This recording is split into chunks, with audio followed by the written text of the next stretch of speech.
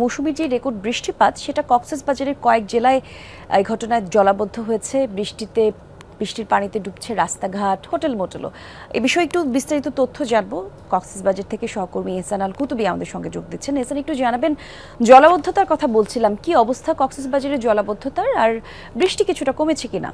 বৃষ্টি কমেছে, গত রাতে ভারী বৃষ্টি হয়নি, থেমে থেমে বৃষ্টি হয়েছে, যার কারণে বৃষ্টির বিভিন্ন এলাকায় যে জলাবদ্ধতা সৃষ্টি হয়েছিল, বিশেষ করে কক্সবাজার শহরের অবস্থা বলি, যেহেতু হোটেল মোটেল জোন এলাকা, এখানে অনেক পর্যটক আছে, সে কারণেই এখানে আসলে জলাবদ্ধতার সৃষ্টি হয়েছিল, কিন্তু সেটি বৃষ্টি কম হওয়াতে সেটি নেমে গেছে। এবং তবে এখনো পর্যন্ত বিভিন্ন উপজেলায় কক্সবাজারের যে উপকূলীয় এলাকা রয়েছে, টেকনাফ, পেকুয়া, কুতুবদিয়া, মহেশখালী এবং পাশাপাশি এখানে বিশেষ করে জলাবদ্ধতাটা সৃষ্টি হয়েছে রামু, টেকনাফের নীলা সহ বেশ কয়েকটি গ্রামে, এবং পাশাপাশি হচ্ছে উখিয়ার, হলদিয়া, পালং, থাইংকালি সহ বেশ কিছু এলাকায় এখনো পর্যন্ত জলাবদ্ধতা সৃষ্টি হয়ে মানুষের ঘর বাড়ি ডুবে গেছে।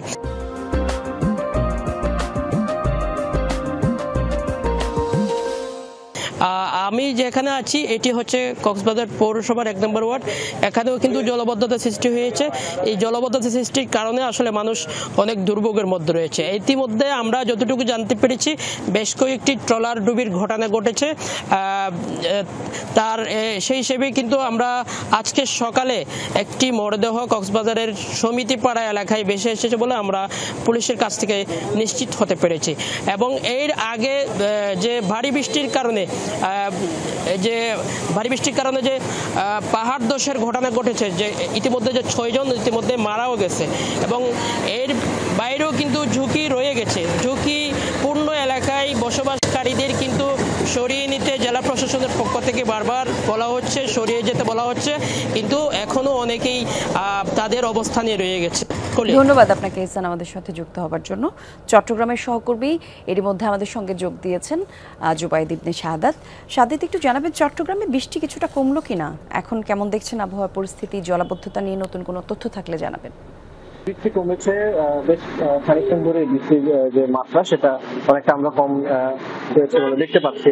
আর পাশাপাশি জলাবদ্ধতা এখন পর্যন্ত সেভাবে প্রকোপটা যেভাবে ধারণ করে চট্টগ্রামে অন্যান্য সময় বৃষ্টি হলে, সেই জলাবদ্ধতার এখন পর্যন্ত সেরকম প্রকোপটা ধারণ করে না, এবং চিত্রটাও আমাদের সামনে আসে। তবে কিছু কিছু যে সকল নিচু জায়গা আছে সেখানে পানি জমেছে আমরা দেখতে পাচ্ছি, এবং সেই পানিগুলো হচ্ছে বৃষ্টির পানি কমলে যতটুকু পানি জমে সেরকম পানি জমে। আর এছাড়া চট্টগ্রামের যে সড়কগুলো আছে, প্রধান সড়কগুলোতে, সেগুলোতে এতক্ষণ কিন্তু যানবাহনের আধিক্য ছিল না। এখন আমরা বেশ যানবাহন দেখতে পাচ্ছি, গণপরিবহনও বের হয়েছে, পাশাপাশি ব্যক্তিগত যে যানবাহনগুলো আছে সেগুলো কিন্তু আমরা দেখতে পাচ্ছি।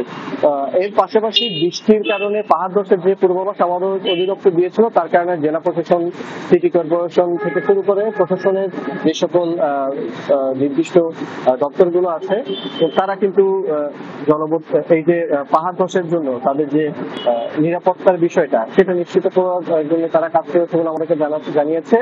এবং এর পাশাপাশি অন্যান্য যে জলাবদ্ধতা নিরসনের কাজগুলো, সেগুলো কিছুটা বলতে গেলে যেহেতু বৃষ্টিটা কম, সেক্ষেত্রে কিছুটা উন্নতি হয়েছে বলা যায়। অনেক ধন্যবাদ আপনাকে জুবায়েদ।